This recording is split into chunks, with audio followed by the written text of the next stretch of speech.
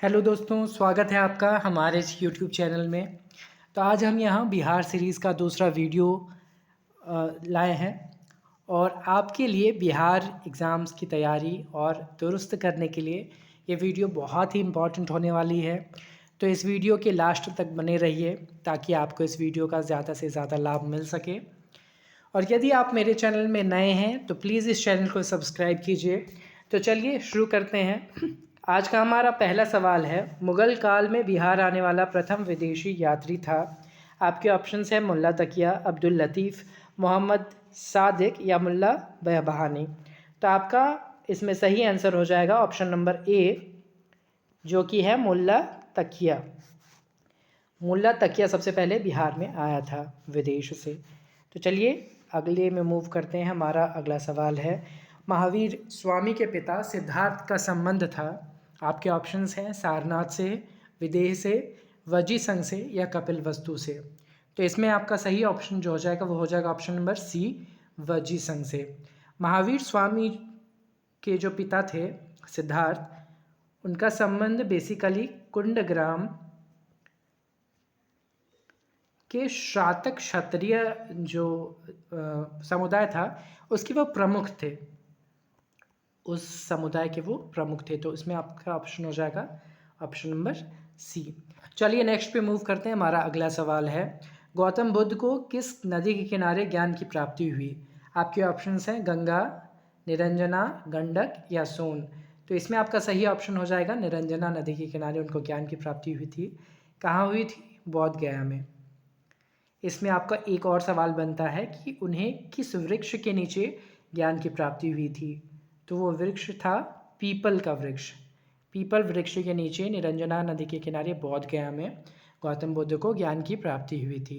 तो ये आपको याद रखना है क्योंकि ये क्वेश्चन बहुत इंपॉर्टेंट है और बहुत बार एग्ज़ाम्स में पूछा गया है। चलिए अगले पे मूव करते हैं हम। हमारा अगला सवाल है, पाटलिपुत्र नगर की स्थापना किस शासक ने की थी। आपके ऑप्शंस हैं बिंबिसार, उदयन, अजातशत्रु या नागदर्शक।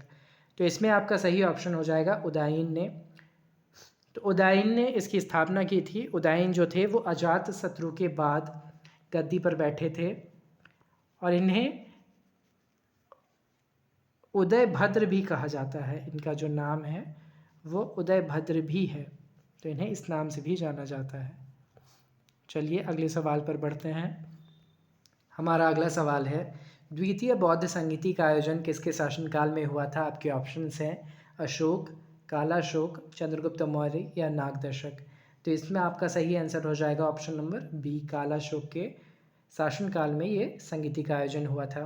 देखिए ये बौद्ध संगीति जो चारों हैं, प्रथम, द्वितीय, तृतीय और चतुर्थ, ये आपको बहुत अच्छे से याद कर लेने हैं कि इनका आयोजन किसके शासनकाल में हुआ था, कितने ईस्वी में हुआ था और इसकी अध्यक्षता किसने की थी। ये 3-4 पॉइंट आपको बहुत अच्छे से याद रखने हैं क्योंकि ये देखा जाता है कि ये क्वेश्चन जो है हमेशा एक क्वेश्चन हर एग्ज़ाम में बिहार के पूछे जाते हैं। तो ये आपके लिए वेरी वेरी इंपॉर्टेंट है, तो इसे याद रखिएगा। चलिए नेक्स्ट पे मूव करते हैं। हमारा अगला सवाल है, नालंदा विश्वविद्यालय का संस्थापक कौन था। आपके ऑप्शंस हैं चंद्रगुप्त विक्रमादित्य, रामगुप्त, स्कंदगुप्त या कुमारगुप्त। तो इसमें आपका सही आंसर हो जाएगा ऑप्शन नंबर डी, कुमारगुप्त। चलिए आगे बढ़ते हैं। हमारा अगला सवाल है, चीनी यात्री इत्सिंग ने बिहार का भ्रमण किया लगभग। आपके ऑप्शंस हैं 405 ईस्वी में, 635 ईस्वी में, 673 ईस्वी में या 665 ईस्वी में। तो इसमें आपका सही आंसर जो हो जाएगा वो हो जाएगा ऑप्शन नंबर सी, 673 ईस्वी। इसमें ध्यान रखिएगा आपका ये जो सवाल है, चीनी यात्री इत्सिंग ने बिहार का भ्रमण, तो ये ध्यान रखिएगा बिहार का भ्रमण जो है वो एक तो ये इत्सिंग हो गए, एक है फाहियान। तो इनका आप हमेशा याद रखिएगा दोनों का कि इन्होंने बिहार का भ्रमण कब किया था, क्योंकि ये दोनों हमेशा पूछे जाते हैं। तो ये भी आपके लिए इम्पॉर्टेंट क्वेश्चन है। चलिए आगे बढ़ते हैं। हमारा अगला सवाल है, बिहार में तुर्क सत्ता की स्थापना हुई। आपके ऑप्शन हैं 1192 ईस्वी, 1204 ईस्वी, 1194 ईस्वी या 1198 ईस्वी में। तो इसमें आपका सही आंसर जो हो जाएगा वो हो जाएगा ऑप्शन नंबर डी, 1198 ईस्वी में बिहार में तुर्क सत्ता की स्थापना हुई थी। आगे बढ़ते हैं। बिहार में आने वाले पहले सूफ़ी संत थे, आपके ऑप्शंस हैं मोमिन आरिफ, ताज फ़कीह, मखदूम यद्या या मखदूम वखलील। इसमें आपका सही आंसर हो जाएगा मोमिन आरिफ। चलिए आगे बढ़ते हैं। हमारा अगला सवाल है, बिहार पर राज करने वाला पहला जनजातीय राजवंश था। ऑप्शंस हैं चेरो वंश, मित्र वंश, पाल वंश या कर्नाट वंश। तो इसमें आपका सही आंसर हो जाएगा चेरो वंश। चेरो जो वंश था उन्होंने पाल वंश के बाद शासन किया था और इनका जो शासन था वो शाहाबाद,